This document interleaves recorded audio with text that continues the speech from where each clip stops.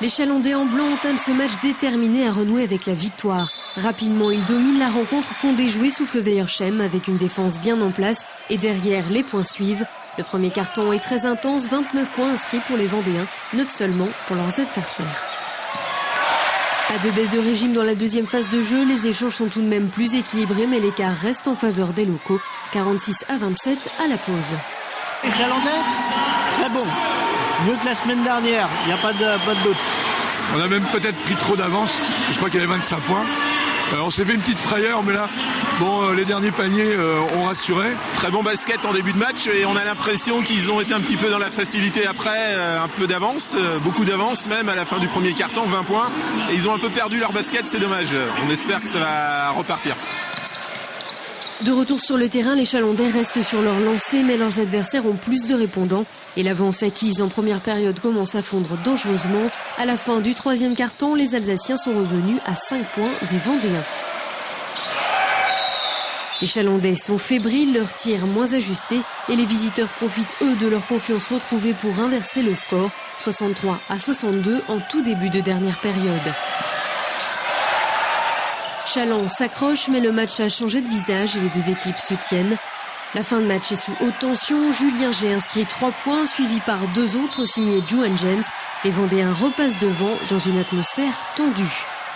À 30 secondes du buzzer final, Chaland mène 80-79 et a la possession.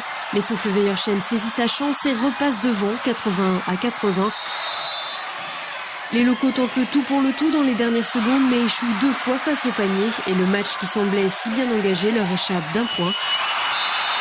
Grosse déception dans la salle qui, comme les joueurs, ne comprend pas trop ce qui a pu se passer. Plus 20 points d'avance à un moment donné en première mi-temps.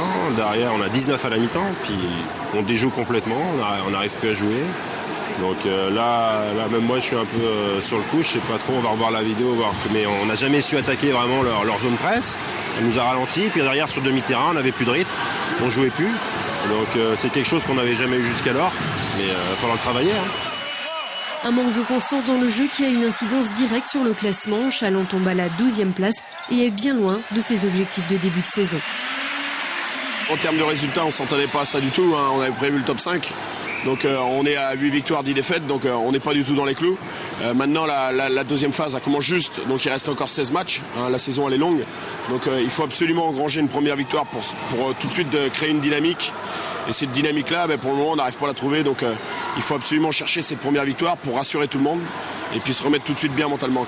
L'équipe va tout de même s'attacher à rester positive pour essayer de décrocher une victoire face à Épinal vendredi prochain.